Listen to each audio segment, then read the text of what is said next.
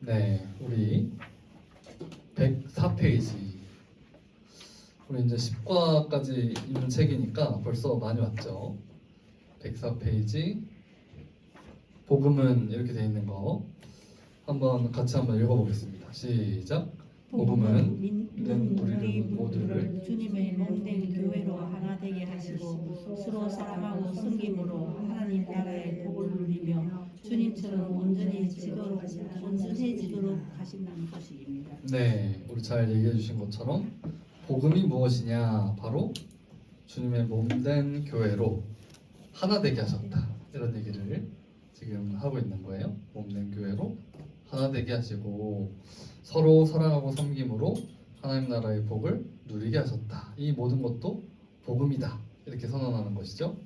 자, 우리 7과 큰 제목으로 함께 읽겠습니다. 시작. 하나님 나라의 공동체 교회.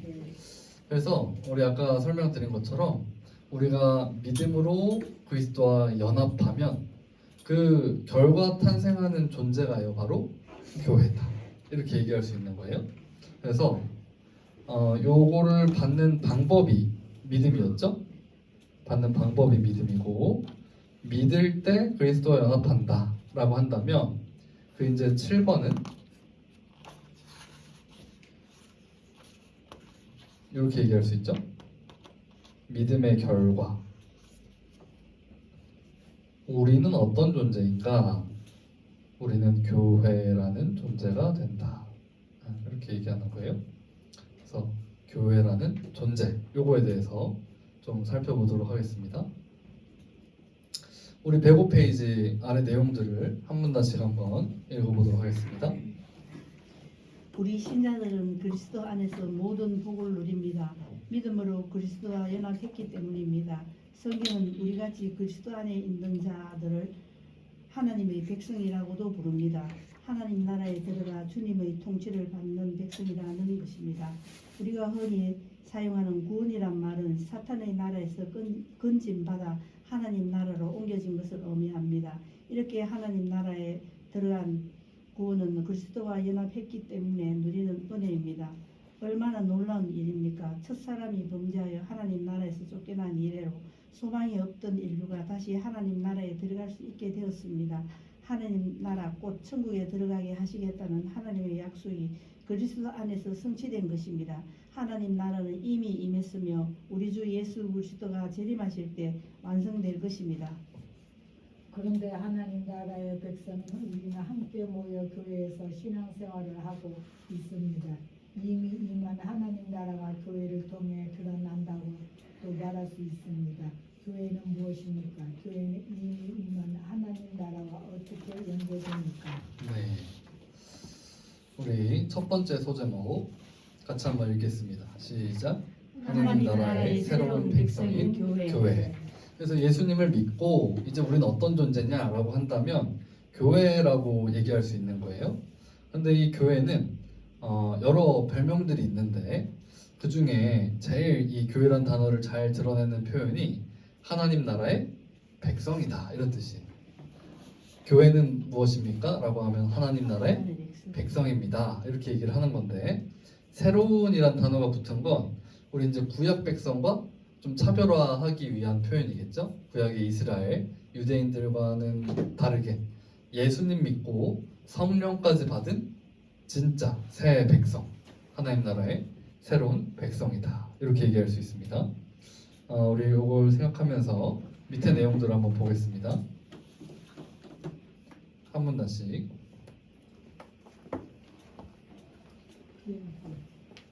하나님 나라는 이미 임했고 회복되었습니다. 우리 주 예수 그리스도의 십자가 사역으로 사탄의 나라는 무너져 가고 있으며 하나님 나라는 힘차게 전진하고 있습니다. 우리 주님이 이미 사탄을 패배시 컸기 때문입니다. 주님은 그 십자가 승리로 우리를 구원하여 하나님 나라의 백성이 되게 하셨습니다. 예수님은 내 교회를 세우시겠다고 말씀하셨습니다. 하나님 나라가 이 땅에 임한 결과 주님의 교회가 세워진 것입니다. 하나님 나라에 들어간 하나님 나라의 백성을 교회라고 부릅니다. 그렇다면 교회는 바로 믿는 신자들 자체입니다. 하나님 나라에 들어가 주님의 통치를 받으며 그 복을 누리는 우리가 교회입니다. 흔히 오해하듯이 교회는 어떤 건물이나 특정한 조직을 가리키지 않습니다. 다른 식으로 표현하면 그리스도 안에서 주님의 통치를 받는 제자들이 바로 교회입니다. 우리 믿는 사람들이 교회라면 교회의 본질에 대해서 더 알아야 할 것입니다. 교회는 어떤 존재입니까? 교회는 그리스도 안에서 어떤 모습입니까? 네, 우리 방금 읽어주신 부분 중에 여기 이제 오해하듯이 이렇게 돼 있는데, 우리 한국에서는 그런 오해는 좀 많죠.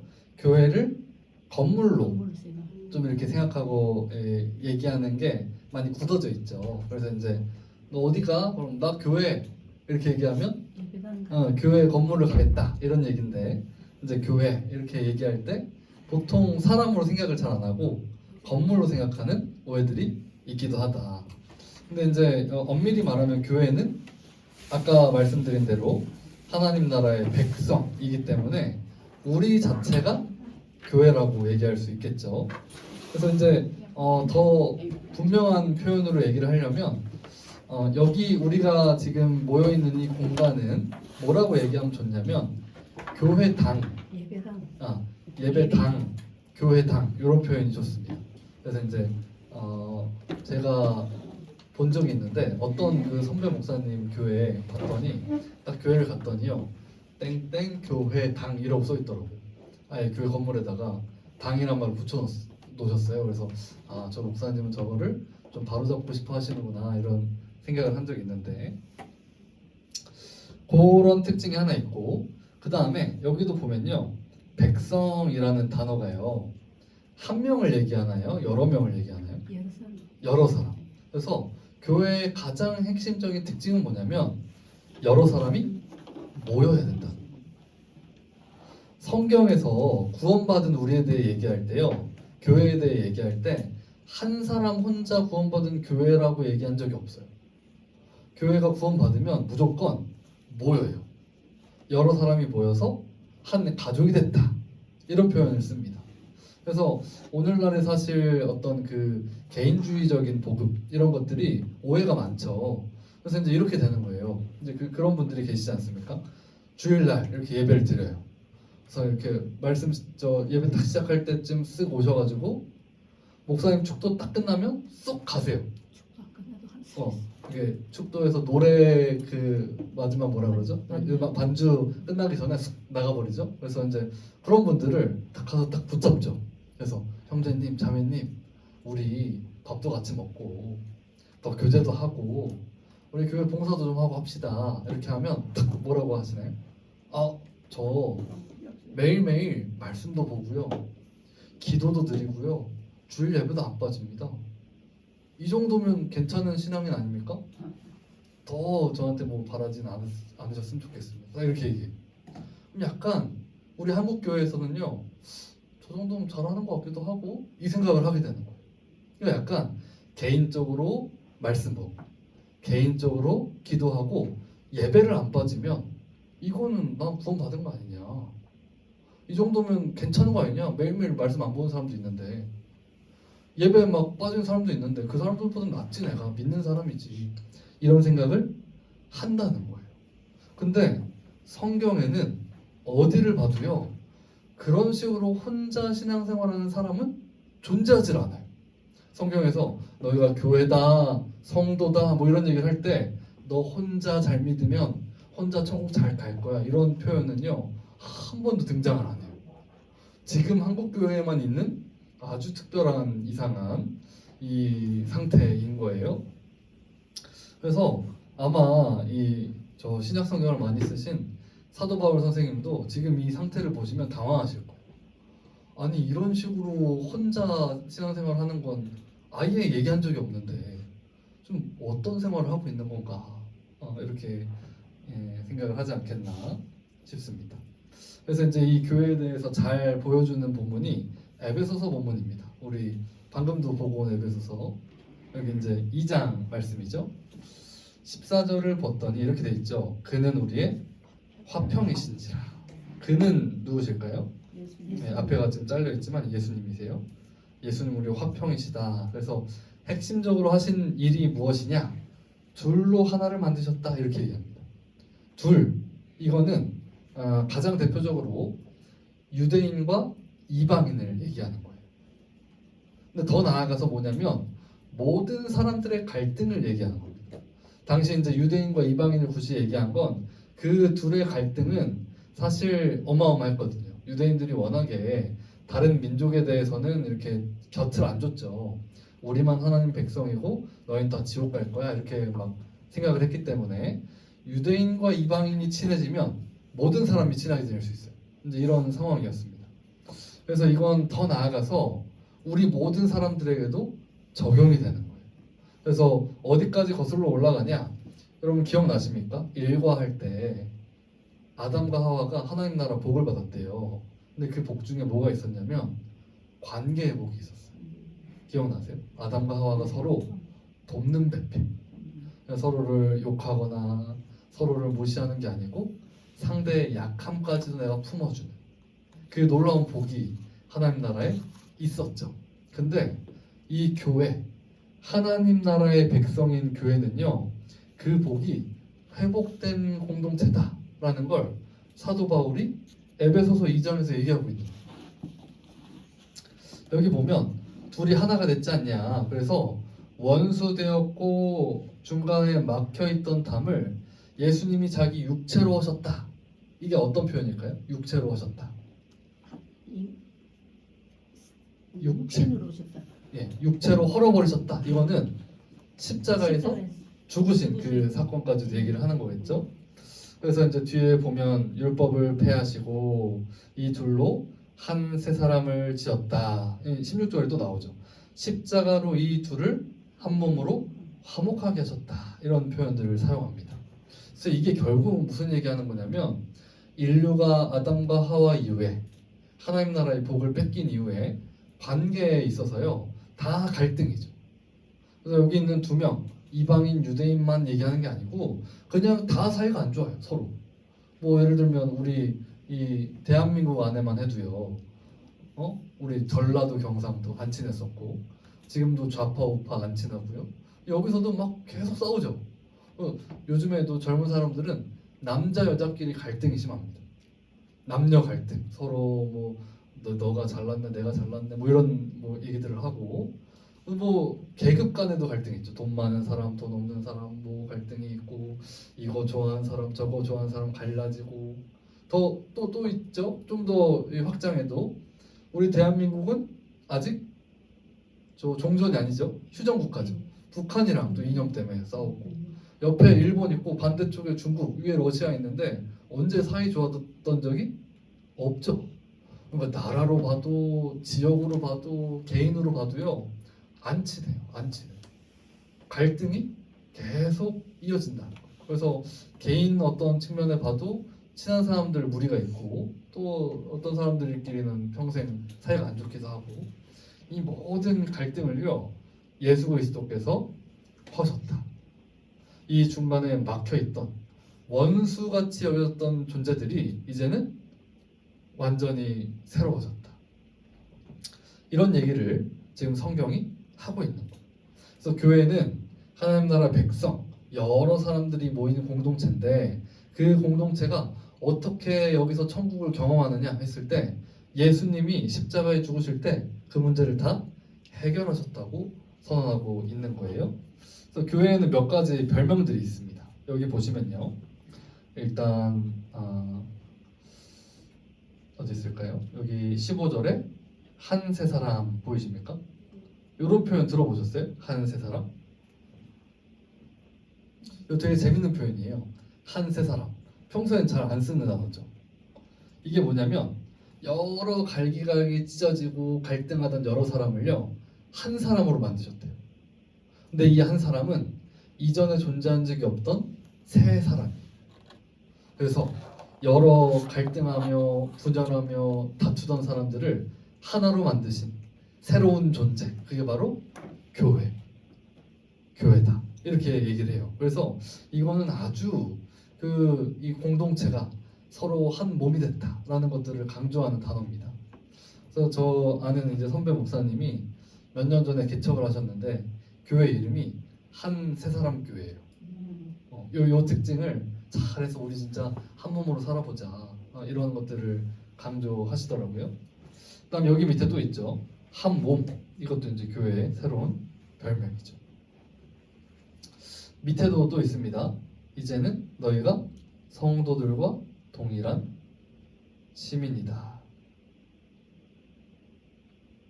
또 뒤에 보면 하나님의 권속이다. 그리고 또 뒤에 있죠. 여기 성전이 되어간다. 이렇게 표현됩니다.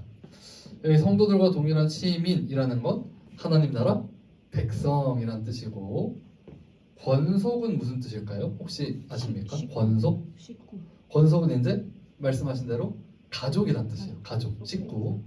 근데 이제 요 단어도 사실 안 쓰는데, 현실에서 안 쓰는데 이게 조금 바뀌면 어떨까 싶긴 한데요. 많이들 모르시더라고요, 권속 단어를. 그래서 잘 안 쓰는 단어라서. 그다음에 마지막도 보면 우리가 그리스도 안에서 성전으로 지어져 간다. 그래서 하나님이 거하실 처소가 된다. 이렇게 표현하고 있습니다. 그래서 지금 사도 바울이 여러 다양한 표현들을 통해서 예수님을 믿고 하나 된 교회, 하나님 나라 백성이 어떤 특징을 가지는지를 아주 꼼꼼하게 설명하고 있는 것입니다. 자, 우리 1번 문제를 한번 보면요. 믿음으로 하나님 나라의 새로운 백성이 된 신자들을 교회라고 얘기한다는 거예요. 성경은 교회가 어떤 존재로 만들어졌다고 말합니까? 14절에 보면 어떻게 돼 있죠? 둘로 하나를 만들었다. 이것은 죄로 말미암아 분열되고 서로 반목하는 죄인들이 어떻게 되었다는 의미입니까? 하면서 옆에 창세기 2장 23절 말씀이 있죠. 책으로 한번 보시면 여기 24절 맨 끝에 보이십니까? 둘이 한 몸을 이룰지로다 이렇게 돼 있어요. 그러니까 이게 단순히 부부에게 주신 말씀이 아니라 하나님 나라 백성이 누리는 복이었는데 이게 이제 타락하면서 빼앗겼다 그런 얘기를 했죠. 그래서 그 아래 창세기 3장 16절을 보시면 세 번역 이래가지고 보이세요? 네가 남편을 지배하려고 해도 남편이 너를 다스릴 거다. 이게 이제 관계의 복을 빼앗긴 자들의 저주였죠. 그래서 서로가 서로를 미워하고 기싸움하고 어떻게든 누르려고 그러고 갈등하고 하나 되지 못하는 게 인류가 풀지 못한 숙제죠. 이 모든 갈등 때문에 지금까지 다 전쟁이 나고 서로 미워하고 당파가 갈라지고 이렇게 갈등하는 거지 않습니까? 근데 이게 해결된 공동체가 있으니 그게 바로 교회다라고 지금 바울이 선언하는 거. 야, 이 바울의 선언이 너무 놀랍죠. 우리 이제 현실을 보면 아닌데 교회도 많이 싸우는데 이 생각하는데 바울은 예수님이 피 흘리셨다 딱 이렇게 얘기해요. 와, 우리가 약간 꿀먹은 벙어리가 되는 거죠. 우리 2번으로 넘어가시면 예수 그리스도를 믿는 사람들은 그리스도 안에서 하나인 교회가 된다. 밑에 이제 밑줄 그어진 부분들이 교회의 별명이라는 거예요. 하나, 한 세 사람, 한 몸, 동일한 시민, 하나님의 권속 이렇게 돼 있죠. 그래서 이제 15절 보면 존재 여기는 뭐라고 적으면 될까요? 하나가 된 새로운 존재다 이렇게 얘기할 수 있겠죠.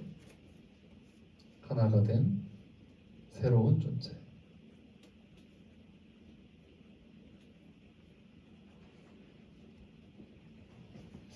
한 몸은 무엇입니까? 그리스도 안에서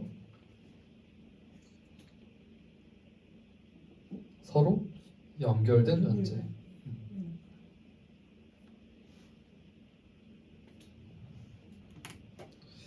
동일한 시민이라는 것은 하나님 나라의 시민이다. 이런 뜻이겠죠. 권속이라는 것은 영적인 가족이다. 이렇게 얘기할 수 있겠죠. 그래서 이제 한 세 사람 이런 단어도 성경에서 보면 당황하지 마시고 완전히 한 사람 근데 이전의 세상에 없던 새로운 사람이구나 라는 것들 한번 기억하시면 좋을 것 같습니다. 그래서 사도 바울이 이 교회의 이 하나됨 여러 사람이 완전히 똘똘 뭉쳐서 한 명이 된다, 한 몸이 된다 이런 걸 정말 강조하려고 아주 다양한 표현을 사용하고 있습니다. 우리 3번도 보시면요. 108페이지죠. 예수 그리스도와 교회의 관계를 나타내는 또 하나의 표현이 있죠. 바로 교회의 머리는 그리스도시고 교회는 그리스도의 몸이다. 이렇게 표현을 합니다. 옆에 이제 에베소서 1장 22, 23절 보시면 이런 표현이 있죠. 그를 만물 위에 교회의 머리로 삼으셨다. 이런 표현이 있어요. 그래서 그는 예수님이시죠. 예수님이 어떤 분이냐? 만물을 그 발 아래 복종하게 하시는 분이고 그 발 아래 복종되어 있는 만물 그 위에 교회가 있고 교회 위에 그리스도가 계신다는 거예요. 그래서 성경에서 머리 하면 어떤 뜻이냐면요. 이 두 가지 뜻이 있습니다. 머리 하면 어디 적어야 될까요? 머리 하면 일단 첫 번째는 우리 통치 기억나십니까? 통치. 그래서 뱀의 머리를 밟는다 이런 얘기도 이 사탄의 통치권을 무너뜨리고 그래서 네가 꼬리가 안 되고 머리가 된다 이런 표현도 이 다스림의 어떤 권위를 얘기를 하는 거죠. 예수님이 우리 머리십니다 라는 건 그분이 우리 왕이십니다, 통치자십니다 이런 뜻인 거고 두 번째 머리는 또 어떤 뜻이 있냐면 원천이라는 뜻이 있어요. 교회는 무엇으로부터 힘을 얻고 어디로부터 존재할 수 있느냐? 오직 그리스도로부터. 그리스도에게서 교회는 생겨나고 그리스도로부터 에너지를 얻고 그리스도로부터 생명력을 얻는 거예요. 그래서 교회의 머리가 그리스도십니다 이런 표현할 때 그분이 우리를 다스리시고 그분으로부터 생명을 얻어 교회는 한 몸으로 살아갑니다. 이제 이런 얘기를 같이 하는 겁니다. 그래서 여기 교회의 머리로 삼으셨다 이런 표현도 얘기를 할 수 있는 거죠. 그래서 23절 여기 에베소서 1장 23절 옆에를 보면요 이런 표현도 있는 거예요. 만물을 충만케 하시는 이게 이제 예수님이신데 그분의 충만함을 교회는 다 선물 받는데요. 그래서 그리스도의 충만함으로 무장된 존재가 교회다라고 얘기를 하는 거예요. 그래서 이 예수님이 교회 머리십니다 이런 표현들을요 그분의 통치를 받습니다 그분으로부터 힘을 공급받습니다 이렇게 이해를 하셔야 돼요. 근데 이제 이 비유를 잘못 이해하는 분들이 있어요. 어떻게 이해하냐면 이렇게 이해해요. 예수님이 머리세요, 우리는 몸이에요. 그러면 몸이 안 움직이면 머리는 자기 뜻대로 몸을 움직일 수 있나요? 안 되죠. 그런 식으로 이해를 하면 될까요? 안 될까요? 그런 개념이 아니에요. 그래서 어떤 이렇게 제가 직접 들은 건 아닌데 어떤 분이 이렇게 그 찬양 집회 이런 데 갔더니 거기 인도자가 그런 얘기를 하더래요. 우리가 예수님 뜻대로 안 살아드리면 머리이신 예수님이 원하시는 대로 몸을 못 쓰신다. 그럼 그거 되겠냐? 너희가 주님 뜻대로 순종하고 사랑하고 살아야 주님이 원하시는 대로 몸을 마음껏 움직일 수 있는 거다. 이런 얘기를 하더래요. 그러니까 이게 비유를 잘못 이해를 하는 거예요. 그래서 그런 식으로 이해하실 비유는 아니고 예수님이 머리십니다라는 건 그분이 왕이시고 그분으로부터 생명력을 공급받습니다. 이제 이렇게 이해하시면 훨씬 좋습니다. 그래서 요거 좀 보면서 즉 예수 그리스도는 교회를 다스리시는 주님, 요 이제 표현이 나오죠. 다스림, 통치의 개념입니다. 다스리시는 주님, 교회 머리. 또한 주 예수 그리스도는 교회를 충만하게 하신다. 그래서 이제 그분은 원천으로부터 충만을 누리는 거죠. 그래서 이제 교회가 그리스도의 몸이라는 표현 자체가 그분의 충만함을 다 선물 받는다. 이제 이렇게 얘기할 수 있습니다. 그렇다면 교회인 신자들은 교회로 살기 위해 주 대신 예수 그리스도께 어떻게 행해야 될까요? 그분이 통치자세요. 예수님이 통치자. 그죠? 그러면 우리는 뭘 해야겠어요? 그분께? 그의 백성이니까 순종해야죠. 순종. 이게 바로 교회의 아주 분명한 특징이에요. 예수 그리스도의 교회로 살아가는 자들은 주님의 명령에 순종하죠. 순종. 한 몸으로 살아가며 순종하는 자들입니다. 우리 이걸 생각하면서 밑에 내용들을 한 문단씩 한번 읽어보겠습니다. 예수 그리스도를 믿는 사람들이 어떤 존재인지를 설명하는 다양한 표현들이 있습니다. 신자 혹은 그리스도인, 성도, 하나님의 백성, 제자 등이 있습니다. 그런데 무엇보다 중요한 특별한 칭호는 바로 교회입니다. 교회는 예수 그리스도로 인해 새롭게 형성된 하나님의 백성을 가리키는 칭호이기 때문입니다. 구약 성경에서 하나님의 백성은 칭호로 사용된 카든 신약 성경에서 오클레시아, 즉 교회로 번역되어 있습니다. 예수님은 믿음으로 새로운 하나님의 백성이 된 사람들을 교회라고 부르셨습니다. 즉 예수님을 믿어 구원을 받은 우리가 교회인 것입니다. 교회는 예수 그리스도를 믿어 그 안에 거하는 자들입니다. 그것은 곧 그리스도 안에서 하나가 된 존재입니다. 이것은 화학 꼭대에서 깨져버렸던 모두의 하나됨이 회복되었음을 의미합니다. 더 이상 나뉘지 않고 미움이나 다툼, 시기나 질투, 차별이나 소외, 분열이나 분쟁, 싸움이나 전쟁이 없는 관계라는 것입니다. 하나된 존재는 다소 추상적인 표현입니다. 그래서 성경은 교회를 다양한 교회로 설명합니다. 한 사람, 한 몸, 동일한 신인, 하나님의 교회.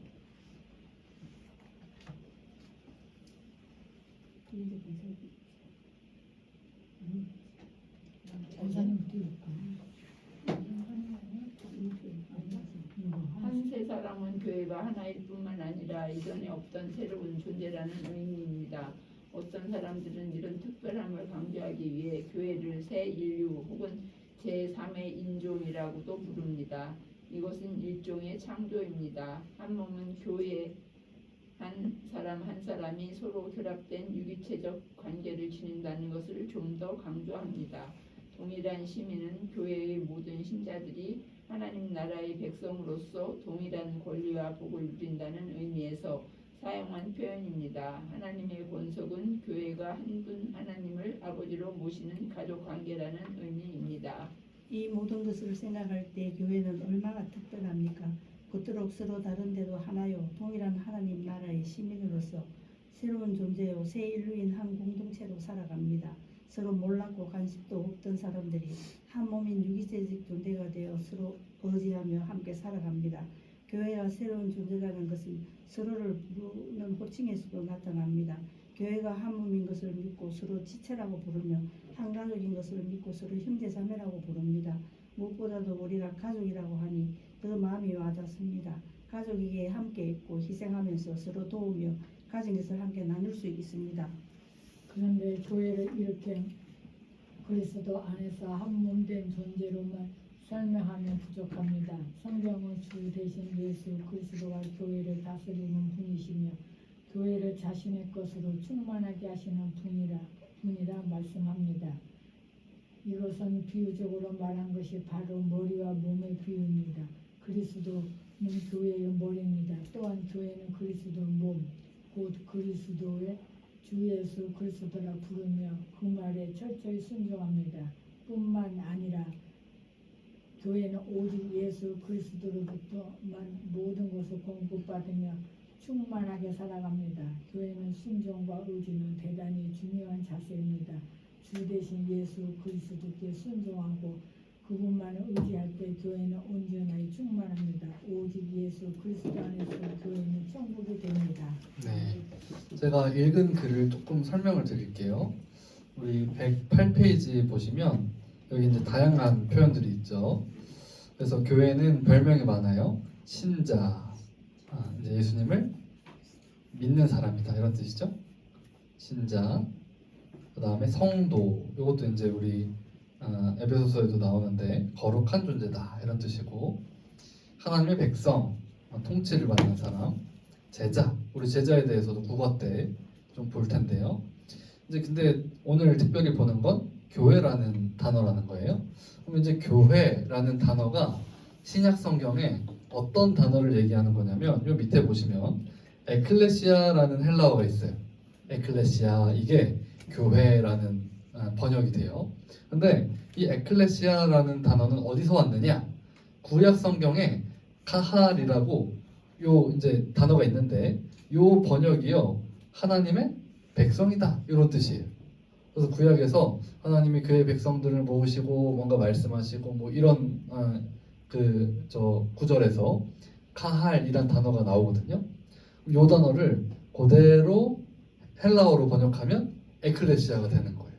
그래서 교회의 가장 그 단어적인 뜻 자체는 하나님의 백성이다. 이제 이렇게 얘기할 수 있다는 거죠. 그리고 이제 요 밑에 보시면 아까 제가 잠깐 얘기했던 교회가 하나된 존재다 얘기하면서 요 밑에 내용들이 나오죠.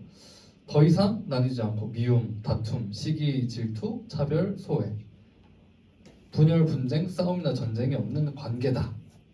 라는 게 이 그리스도께서 피 흘리심으로 우리에게 선물해 주신 내용이다. 이렇게 얘기할 수 있고 여기 이제 아까 말씀드린 대로 한 세 사람이라는 단어가요. 요렇게까지도 불린대요. 새 인류다. 새 인류. 이전의 인류는 싸우는 게 기본 성격이었는데 새로운 인류는 싸워요 안 싸워요? 안 싸운다. 교회는 안 싸운다. 이런 얘기를 하는 거예요. 제3의 인종, 지금까지 없던 새로운 존재다 라는 걸 강조해서 얘기하고 있다는 거예요. 그래서 교회는 이렇게 한 가족이 되었기 때문에 여기 이제 우리 호칭을 어떻게 하죠? 지체라고도 얘기하고 혹시 지체가 어떤 뜻입니까? 지체. 몸의 각 부분을 얘기하죠. 그래서 우리가 누구를 얘기할 때도 누구 지체는 이렇게 얘기하는데 한 몸입니다 이런 얘기를 하는 거예요. 그래서 지체라는 단어를 쓰면서 싸우면 안 되겠죠. 그 지체는 좀 별로네. 얘기하면 이상해요 이거. 한 몸인데 별로야 이렇게 얘기하는 거고. 그 다음에 이제 우리 젊은 청년들이나 보면 형제자매라는 표현을 쓰지 않습니까? 그래서 뭐 누구 형제 반갑습니다. 이번에 누구 자매가 새로 오셨어요. 이런 표현을 쓰는데 교회 오래 다닌 분들은요 이게 익숙해요. 근데 교회 안 다니다가 오신 분들은 그 호칭 들으면 깜짝 놀라요. 아니 언제 봤다고? 피도 안 섞였는데 나 뭐 형제래. 나 뭐 자매래. 그래서 여기 되게 혁명적인 공동체다 여기는. 이 생각을 하는 거예요. 호칭 자체가 너무 놀랍죠. 그리고 금방 이제 분위기 보고 알게 되겠죠. 호칭만 저렇고 서로 안 친하구나. 이제 나중에 알더라도 일단 뭐예요? 형제자매 가족이라는 뜻이죠. 얼마나 놀랍습니까? 그래서 이게 단어 자체가 너무너무 좋은 거다. 이렇게 얘기할 수 있죠. 이런 거 생각하시면서 우리 이제 두 번째 국제로 한번 넘어가겠습니다. 한번 읽어보겠습니다. 시작. 한 몸 많은 지체인 교회. 우리 방금 말한 지체가 나왔죠. 몸은 하나인데 지체가 많대요. 지체가 뭐 어떤 거라고요? 몸의 각 부분. 그래서 뭐 눈, 코, 입, 귀, 뭐 여기 얼굴, 목 이게 다 지체인 거죠. 몸은 하나지만 지체가 많다. 우리 뒤에 한번 이어서 읽어주시기 바랍니다.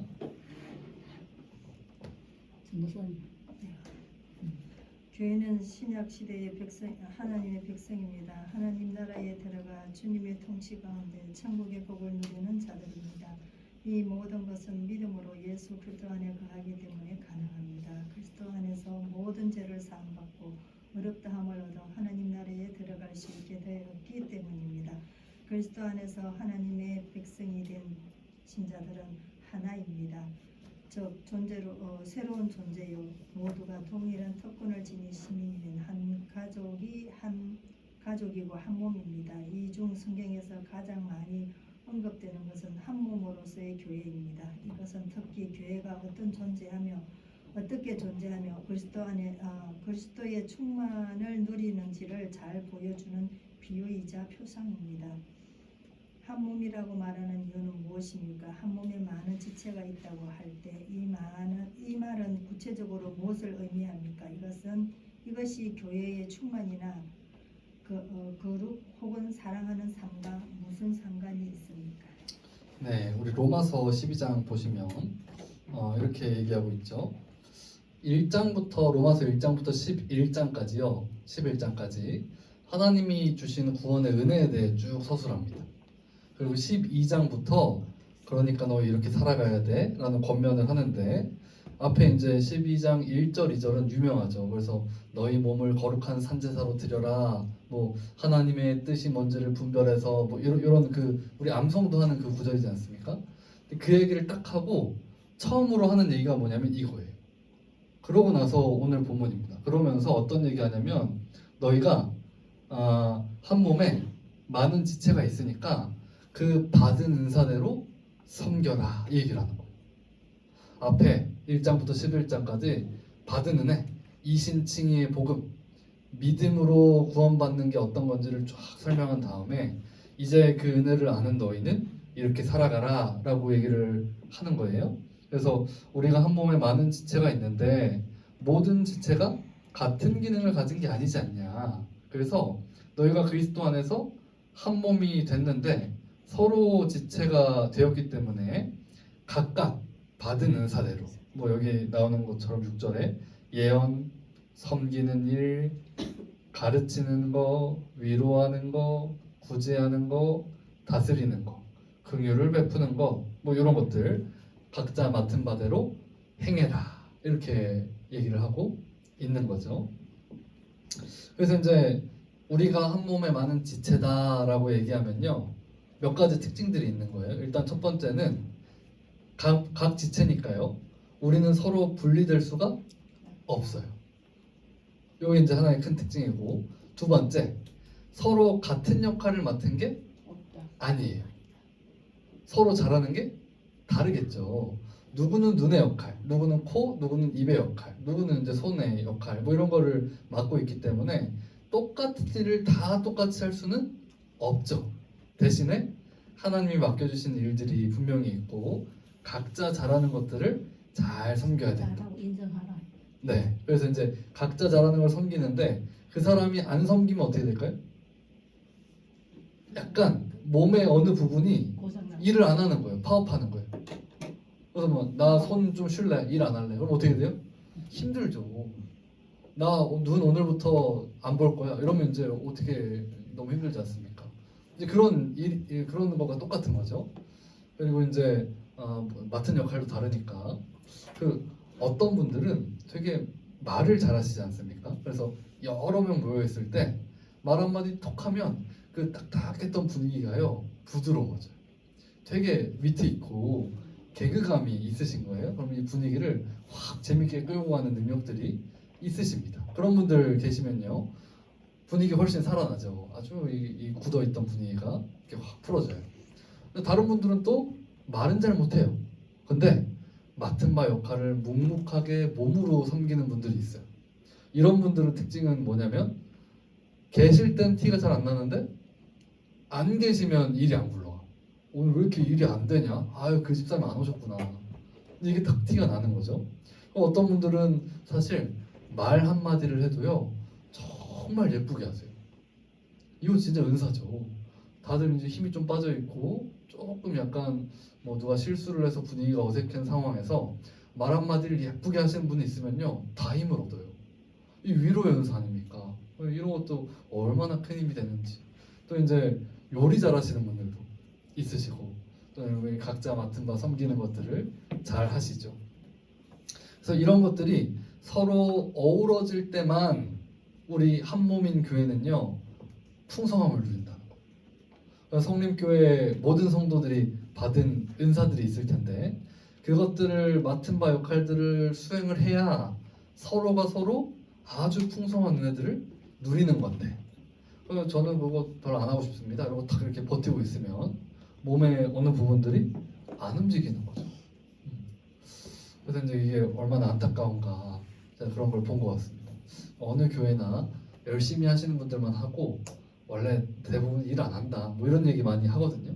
근데 그러면 약간 어떤 느낌이냐면 약간 몸이 있는데 막 손가락 하나 막 얼굴만 가지고 막 걸어가는 사람이랑 비슷한 거예요. 얼마나 힘듭니까 이게.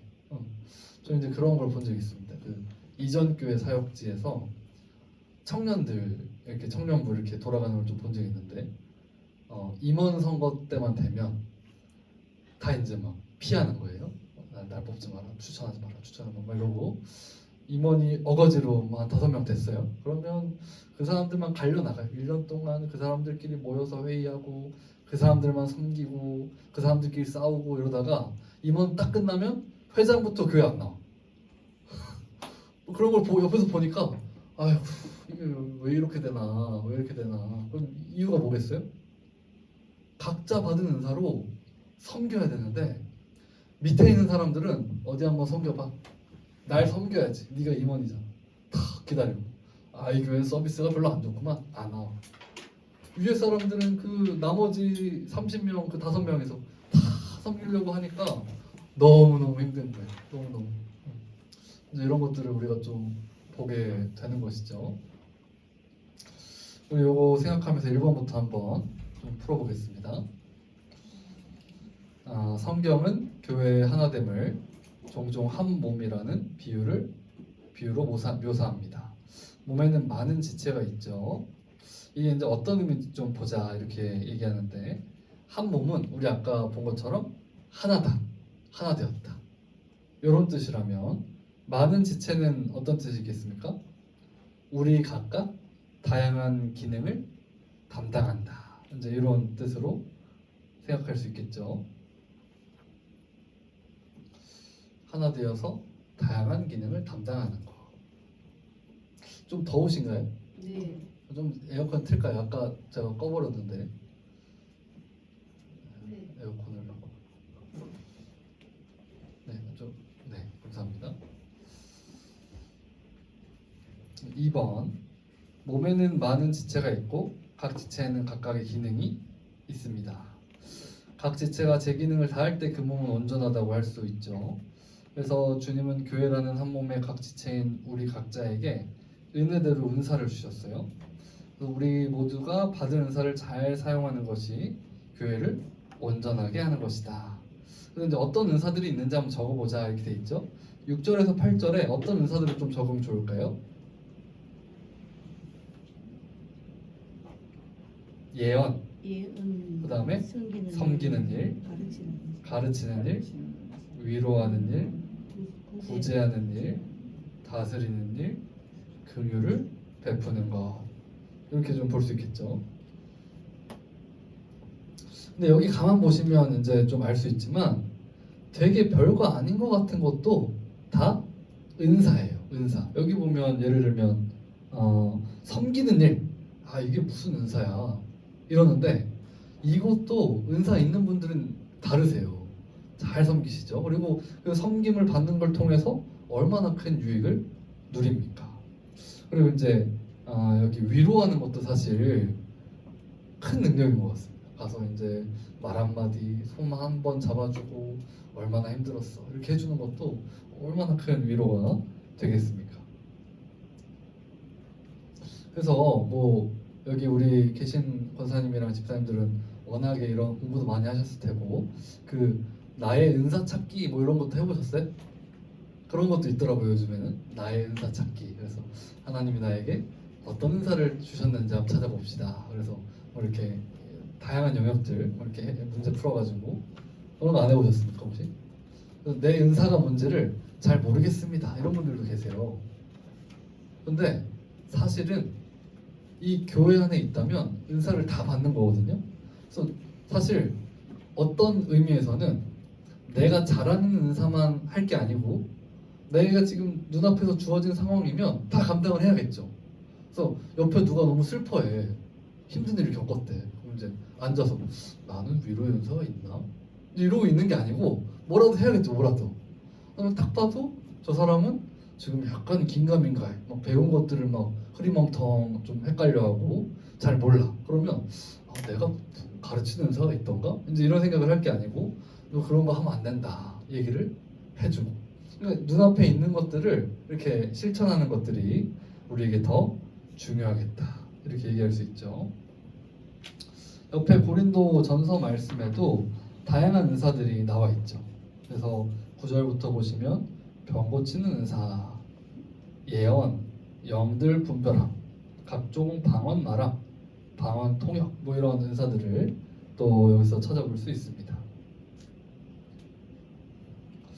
네, 이게 다 이제 교회들을 유익하게 하는 은사다 이렇게 얘기할 수 있겠죠. 우리 마지막 3번을 보시면 모든 신자는 다른 지체들을 위해 열심히 은사를 사용해야 합니다. 각자가 은사를 사용하지 않으면 그 은혜를 나눌 수 없으며 교회는 온전하게 되지 못하기 때문입니다. 은사를 사용하여 서로 섬기는 것을 무엇이라고 부릅니까? 9절에 봤더니 사랑이라고 얘기를 하고 있습니다. 그래서 여러분 이제 이게 이제 핵심인데 하나님이 각자에게 많은 은사를 주신 이유가 뭐예요? 이유? 교회 지체들을 서로 섬기라고 사랑하라고 주신 거예요. 그래서 이제 이 얘기가 있는 거죠. 아까 우리 저 에베소서 1장 22, 23절 옆에 이제 네모칸으로 나와 있는 말씀에서도 봤는데 교회는 그리스도의 몸으로서 그분의 충만함을 누린다 이렇게 돼 있거든요. 그분의 충만으로 채워진대요. 그러니까 교회는 예수님 믿는 순간 예수님의 100%를 누리는 거예요. 예수님의 100%를 누려. 근데 누리는 방식이 뭐냐면 교회 안에 다른 지체들의 섬김을 통해서 누려요. 그러니까 뭐냐면 이런 거죠. 하나님이 아무리 뛰어난 한 명한테도요 100%를 다 안 주세요. 잘해봤자 3%, 4% 주시는 거예요. 별로 은사 없는 것 같아. 그 사람한테 한 1% 받은 거예요. 아무리 잘해도 3%, 4% 정도고 나머지는 뭐예요? 97%는 본인 혼자 채울 수가 없어. 그럼 어떻게 채워야 돼요? 서로가 서로를 섬기면서. 이 교회 안에서 나는 하나밖에 못하지만 어느 집사님한테 이거 체험받고 이 집사님한테 위로받고 저 집사님한테 분별받고 저 목사님한테 가르침받고 이 권사님 통해서 맛있는 밥 얻어먹고 이분한테 뭐 좋은 얘기 듣고 이 모든 걸 통해서 교회는 충만함을 누린다.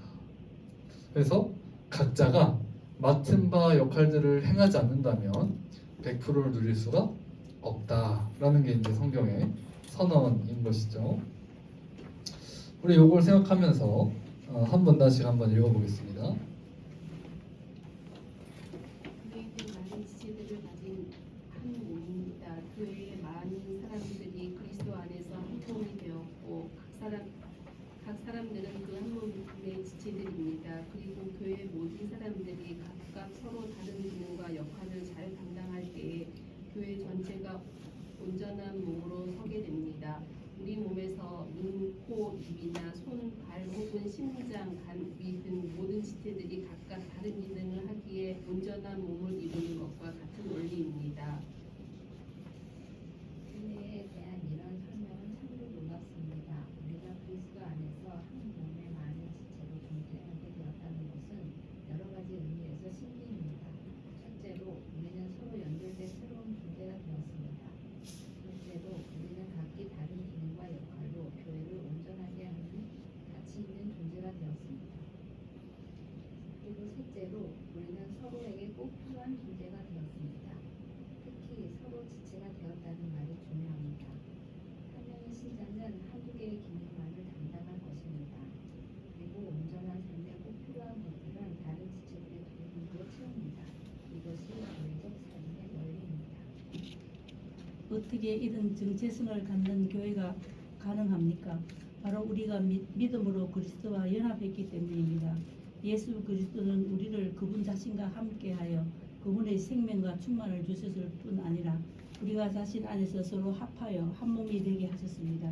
그리고 한 몸을 이룬 우리 각 사람에게 예수 그리스도는 자신의 충만함을 섬김으로 온전하고도 충만한 그리스도의 몸을 세우도록 말입니다. 이것을 성경은 은사라고 부릅니다. 은사는 은혜로 말미암은 것입니다. 이런 은사에는 어떤 것들이 있습니까? 로마서 12장에는 예언의 은사, 섬기는 은사, 가르치는 은사, 위로하는 은사, 구제하는 은사, 다스리는 은사, 긍휼 베푸는 은사 등이 제시됩니다. 은사장으로 불리는 고린도후서 12장에는 지혜의 말씀, 지식의 말씀, 믿음, 돈 고치는 은사, 능력, 행함, 예언함, 영들 분별함, 각종 방언 말함, 방언들 통역 등의 은사들이 나옵니다. 어떤 경우는 직분들을 은사로 말하기도 합니다. 직분은 은사로부터 나오는 것이기 때문입니다. 아마도 교회에 주시는 은사는 이보다 더 많은 것입니다. 이 모든 은사들은 교회가 온전하게 서기 위해 꼭 필요한 것입니다. 몸에 온전한 각 지체들이 꼭 필요한 것과 같습니다. 만일 몸의 어느 한 지체도 손상된다면 몸 전체가 얼마나 어려움을 겪겠습니까? 교회의 머리신 우리 주님은 교회가 자신의 충만하도록 자신의 모든 것을 은혜와 은사의 형태로 각 사람에게 나누어 주십시오. 교회가 주님의 모든 은사를 충만히 천국의 복을 누리도록 하십니다. 그러면 우리는 어떻게 해야 합니까? 우리가 그리스도 안에서 한 몸이라는 것을 믿고 인정해야 합니다. 그리고 우리가 서로 한 몸에 지체된 자들이라는 사실도 기쁨으로 받아야 합니다. 또 나아가 자신의 은사를 사용하여 다른 사람을 섬겨야 합니다. 즉 모든 신자들은 교회적 존재로서 교회적 삶을 살아야 합니다. 한 지역 교회에 속한 회원이 가진 모든 은사의 총합은 그리스도의 모든 것입니다.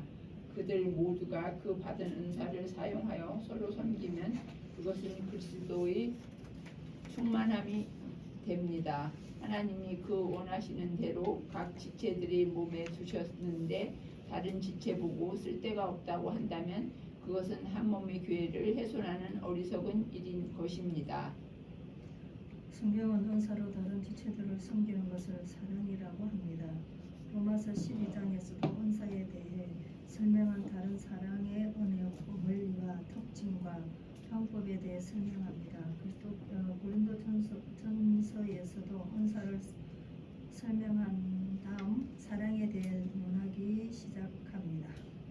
이제 교회는 사랑으로 은사를 사용하여 서로 섬기며 그리스도의 몸을 새로 세우고 그분에게까지 자라가야 합니다. 이 모든 것을 생각할 때 하나님을 찬양하지 않을 수 없습니다. 다른 사람을 섬길 수 있도록 은혜로 은사를 주셔서 이렇게 가치 있는 인생이 되게 하신다니요. 그리고 서로 섬김을 통해 온전한 교회를 이루어 이토록 그리스도의 충만을 누리게 하신다니요. 이 모든 영광을 그리스도의 머리이신 우리 주님께 올려드립니다. 네, 우리 한 부분만 제가 짚어드리고 넘어가겠습니다. 113페이지 보시면 이런 표현이 나와요. 이게 조금 어려워 보일 수 있는데 한 지역교회에 속한 회원이 밑에서 몇째 줄일까요? 셋째 줄. 가진 모든 은사의 총합은 그리스도의 모든 것입니다. 이게 말은 어렵죠. 그러니까 이게 무슨 말이냐면 지역교회라는 게 이 각 한 교회씩을 얘기하는 거예요. 우리 교회로 치면 성림교회죠. 그래서 이 성림교회에 속한 회원이 가진 모든 은사를 다 합치면 그게 뭐예요? 그리스도의 100% 은사 충만함이라는 거예요. 그래서 우리 성림교회 성도가 몇 명인가요, 전사님? 성림교회 성도가 몇 명이에요? 지금 현재는 한 600, 700 그 사이 있습니다. 그러면은 그 분들이 갖고 있는 은사를 다 합치면 그리스도의 충만을 누리는 거예요. 그럼 각자 한 명당 나누기가 잘 안 되는데 600분의 1이 네, 그 정도씩 나눠주신 거예요. 예수님께서 넌 요거 맡아야 된다, 넌 요거, 넌 요거 이렇게 다 주셨는데 어떤 사람들은 팔짱 끼고 안 하죠. 그럼 뭐예요? 충만함을 못 누려요. 그래서 우리 금년부터인가요? 우리 담임 목사님이 이렇게 하나 섬김 운동에서 하나씩은 섬기자 이렇게 얘기를 하는 게 다 이 하나님의 말씀에 근거해서 각자 맡은 것들을 이 하나님께서 교회 안에서 다 누리도록 나눠주셨는데 그걸로 섬기지 않으면 어렵다. 충만함을 못 누린다. 이렇게 얘기를 하고 있는 것이죠. 자, 우리 마지막 세 번째 꼭지 같이 한번 읽겠습니다. 시작. 하나님 나라를 드러내는 교회. 우리 여기도 한 분씩 한번 읽어주시기 바랍니다. 교회는 참으로 특별한 존재입니다. 이 땅에서 비롯된 것이 아니기에 초월적인 공동체입니다. 하나님이 그리스도 안에서 새로 만드신 것이기에 새로운 피조물입니다. 교회는 하나이고 새로운 인류이며 한 가족입니다. 교회는 한 몸의 많은 지체로서 각 성도가 그 많은 은사로 섬길 때 그리스도의 충만을 누립니다. 그래서 교회가 존재하는 것 자체가 하나님이 이 땅에 구원을 베푸셨다는 증거입니다. 하나님이 그의 아들 예수 그리스도를 보내셔서 하나님 나라를 회복하셨습니다. 예수 그리스도는 그 십자가 사역으로 사탄의 세력을 반박하시고 우리를 구원하셔서 하나님 나라의 백성이 되게 하셨습니다. 하나님의 백성인 우리가 바로 교회입니다. 그렇기에 교회의 존재 자체가 하나님의 구원의 은혜를 나타냅니다.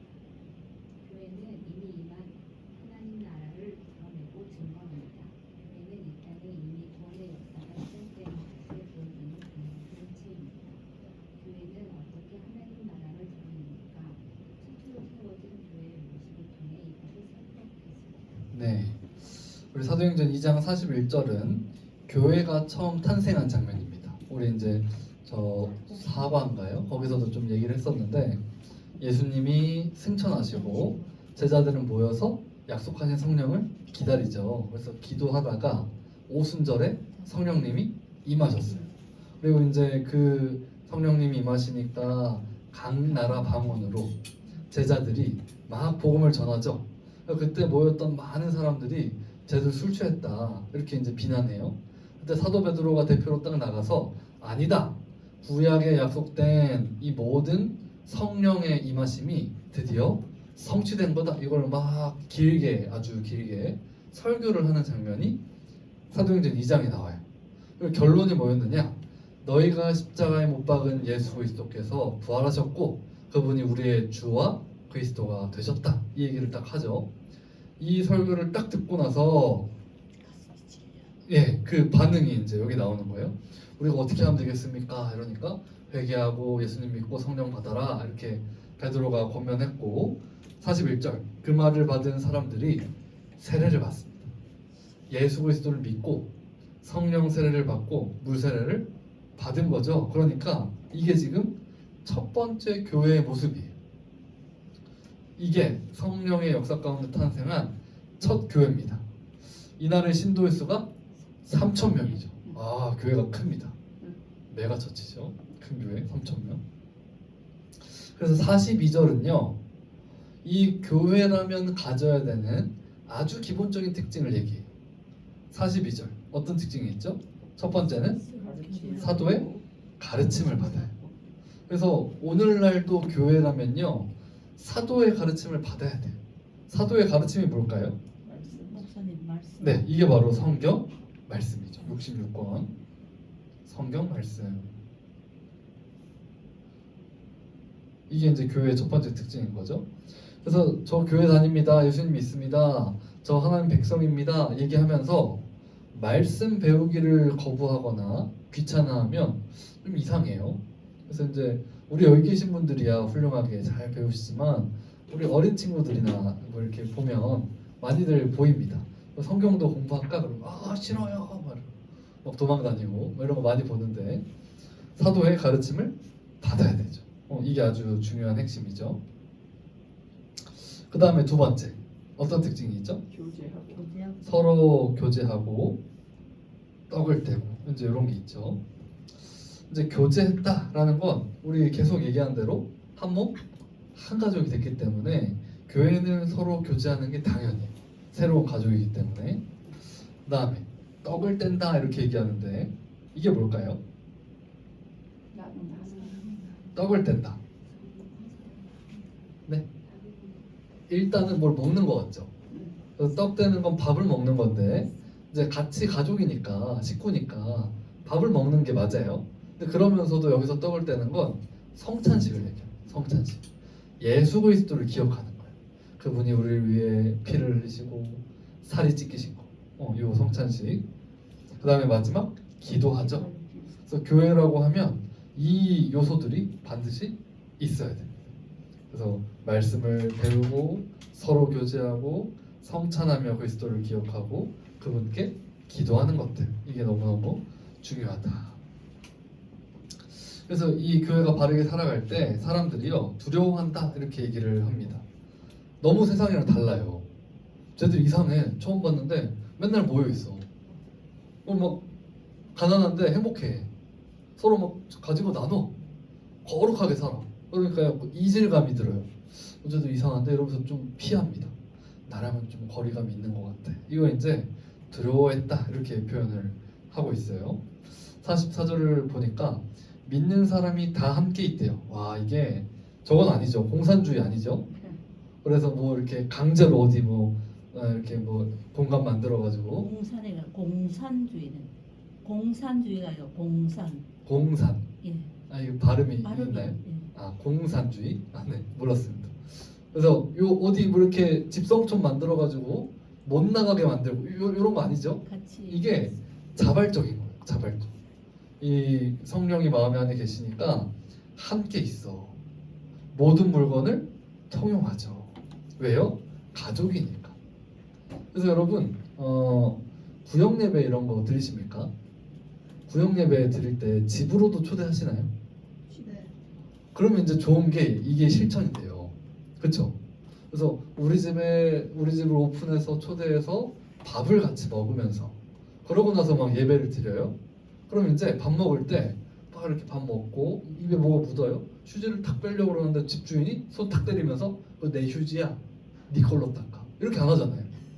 그러니까 집을 오픈하는 순간 내 모든 어떤 물건들을 통용하게 돼요. 이 가족이죠. 그래서 함께 있으면 자연스럽게 물건을 통용하고 또 재산과 소유를 팔아. 이 가족이니까 정말 힘든 사람이 있으면 필요에 따라 나눠줬대요. 이게 강제성을 지닌다면 하나의 그 공산주의가 되겠지만 이건 뭐예요? 공산주의 같이 가족이 되는 거예요. 가족. 그거랑 완전 결이 다른 것이죠. 날마다 마음을 같이 해서 성전에 모이기를 힘쓰고 약간 그 분위기 좋은 그 어떤 청년부들을 보면 맨날 교회 모여가지고 놀고 뭐 이런 교회들도 있는데 참 그런 시기들이 있지 않았습니까? 옛날에는 다 맨날 하루가 멀다 하고 교회 와 있고 또 보고 싶고 어제도 봤는데 뭐 일하고도 안 해도 와가지고 또 섬기고 봉사하고 이런 것들이 너무 이제 자연스러운 모습인 거죠. 그래서 떡을 떼고 이제 이게 성찬식이죠. 요건 집에서 떡을 떼요. 이제 여기서는 교회 당 건물이 이렇게 마땅치 않아가지고 집에서 소그룹으로 모이고 성전에서 대그룹으로 모이고 이렇게 했습니다. 그래서 이제 이건 약간 구역 예배 개념일 수 있고요. 배운 내용들을 좀 서로 나누고 하는데 여기서는 아직 목사님이 많지 않고 장로님이 많지 않고 이래서 성찬식도 아마 이제 이렇게 섞여서 좀 진행이 됐던 것 같아요. 그래서 이런 것들이 아직 초기라서 이런 모습들이 있죠. 하나님을 찬미하며 또 온 백성에게 칭송을 받았다 이렇게 얘기를 합니다. 그래서 이게 이제 교회의 모습이죠. 그래서 너무너무 좋은 모습이고 여러분 근데 이게요 오늘날도 될까요? 그럼 이제 제가 질문을 바꿔서 이때만 되는 거고 지금은 안 돼 라는 걸 알려주시려고 주신 말씀일까요? 아니면 아니 너희도 이렇게 교회를 한번 살아야 돼 라는 말씀일까요? 네, 두 번째겠죠. 그래서 성령을 받아서 탄생한 교회가 이 모습이면요 2000년이 지난 지금도 같은 성령을 받았기 때문에 이렇게 사는 게 목표인 거죠. 근데 많은 신앙촌에서 신앙촌. 예 그것을 이루려고 했는 거 아니에요. 신앙촌이 저건가요? 제가 정확히 몰라가지고. 같이 온 재산 팔아가 그거 다 가가지고 뭐 만들고 아. 하고 같이 공동생활 하는 기업을 박태선 일으키고 박태선 그 2단인가요 그럼? 일하지 2단이요? 아 제가 요게 그 개념이 좀 없었어가지고. 전도관 그러니까 약간 전도관 그러네요. 근데 그게 약간 결국은 강제성이 있는 거예요. 교주가 그렇게 하라고 했잖아요. 저 따로 빼야 된다. 근데 이게 여기는 자연스럽게 되는 거예요. 자연스럽게. 이게 큰 차이입니다. 성령님을 제대로 받은 사람들은 너 그거 다 팔아야 돼? 너 그거 나눠야 돼? 이렇게 하는 게 아니고 자발적으로 해요. 우리 가족인데 필요하면 써야지 이렇게 된다는 거예요. 그래서 이게 아주 큰 특징이고 우리가 이제 믿음이 있어야겠죠. 이게 이때는 성령을 세게 받아서 됐는데 지금은 안 돼. 이제 이렇게 생각하는 게 아니고 그래 주님은 이런 교회를 꿈꾸시는구나 라는 것들을 우리 마음에 좀 새겨야 할 것입니다. 우리 1번부터 한번 보면요. 많은 사람들이 예수 그리스도를 믿음으로 세례를 받아 최초의 교회가 탄생되었죠. 무엇을 힘써야 되느냐? 42절의 요소들을 다 적으시면 되겠죠. 사도의 가르침을 받고 서로 교제하고 떡을 떼고 오로지 기도에 힘쓰는 모습들. 이게 이제 교회의 아주 핵심적인 특징이다. 이렇게 얘기할 수 있습니다. 42절의 내용. 그리고 이제 2번에 넘어가면요. 자주 모이는 특징이 있죠. 그래서 44절 앞부분을 보면 각 사람의 필요에 따라 물건을 통용했다. 그 다음에 46절 앞부분을 보면 모이기를 힘썼다. 46절 뒷부분을 보면 떡을 떼고 음식을 나눴다. 이제 이런 요소들이 있습니다. 그래서 이제 요거를 보면 진짜 가족이구나. 아, 진짜 가족으로 사는구나. 이런 것들이 좀 드러나죠. 네, 3번을 보면 초대교회의 가장 큰 특징은 경제적인 면이었어요. 그래서 이들이 경제적인 면에서도 한 가족으로 살아가는 모습을 보여주었답니다. 결국에는 두 개가 없었는데 무엇이 없었냐? 사도행전 34장 32, 35 보면 여기 없다 하는 게 두 개 보이십니까? 32절에 보면 네. 자기 재물을 하나 조금이라도 자기의 것이라는 이가 없어요. 그럼 또 뭐가 없을까요? 30 가난한 사람이 없고 가난한 사람이 없어요. 아, 이런 말씀이 여기 나와 있습니다.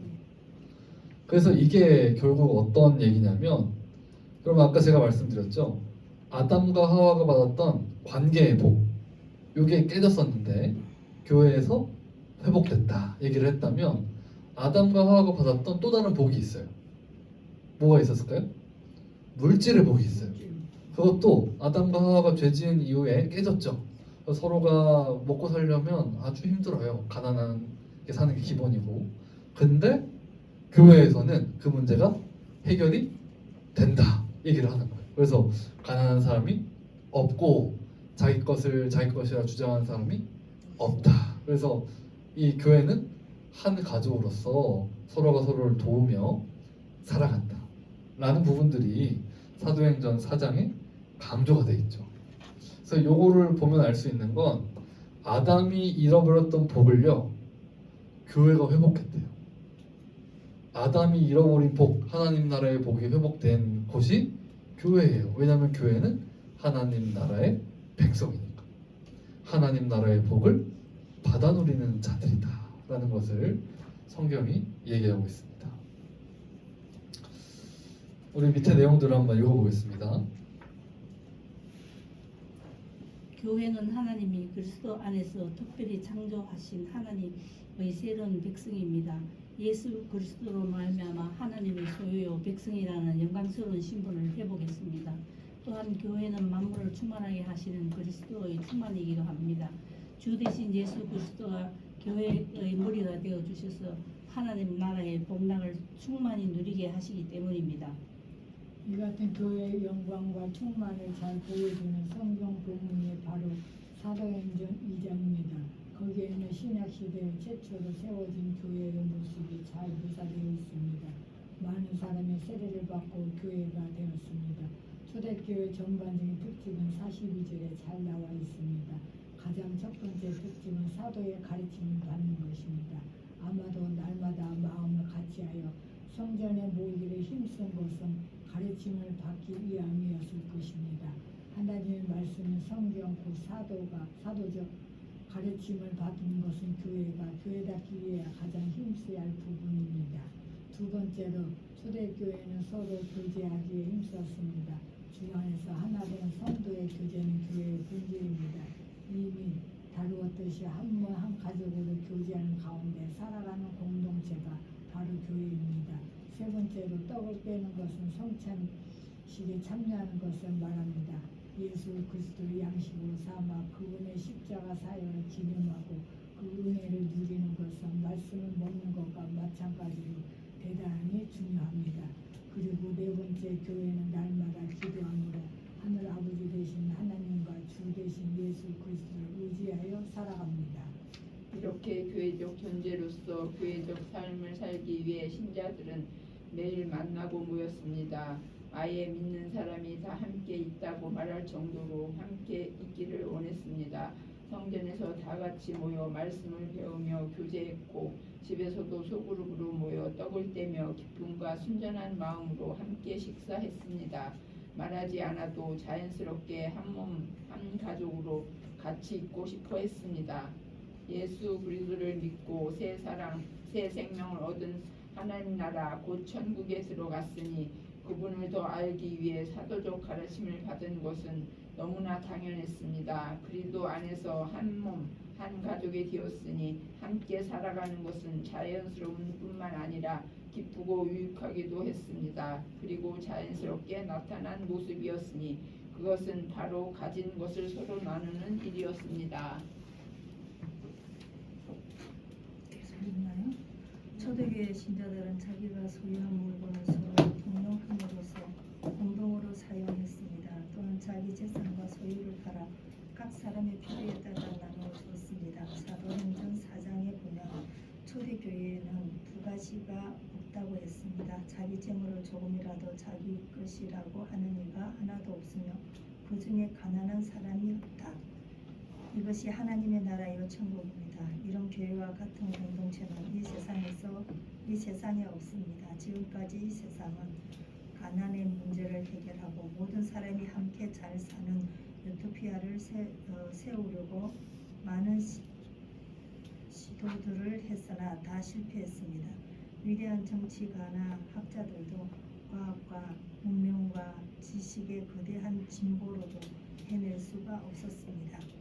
그런데 교회가 해낸 것입니다. 그리스도 안에 거하는 한 공동체가 천국의 삶을 보여주었습니다. 어떤 훌륭한 지도자나 잘 만들어진 법으로 이루어진 것이 아닙니다. 오직 교회의 머리이신 예수 그리스도로 말미암은 것입니다. 이런 듯 교회는 하나님 나라고 천국의 임했음을 보여줍니다. 교회로 존재하는 신자들이 살아내는 교회적 삶을 보면 하나님 나라의 현존을 부족할 수 없습니다. 교회는 우리에게 천국과 같습니다. 교회는 하나님 나라의 현실입니다. 네, 우리 7과가 굉장히 현실적이어서 사실은 어려워요. 받아들이기. 하지만 하나님이 그리스도의 피를 흘려서 우리를 이런 존재로 만들어 주셨다라는 사실이 우리 마음에 믿어졌으면 좋겠습니다. 그래서 이걸 보고 와, 이렇게 우리를 만들어 주셨구나. 그러면 우리가 그 은혜 붙들고 오늘도 더 주님 뜻대로 살아가야겠다. 이렇게 생각할 수 있겠죠. 그래서 이 놀라운 이 공동체인 교회, 말씀이 선포하는 교회를 본 자만이 현실이 암울하고 현실이 답답해도 그 비전을 놓치지 않고 갈 수 있을 것입니다. 우리 7과를 좀 봤는데요. 혹시 질문 있으면 해주시고.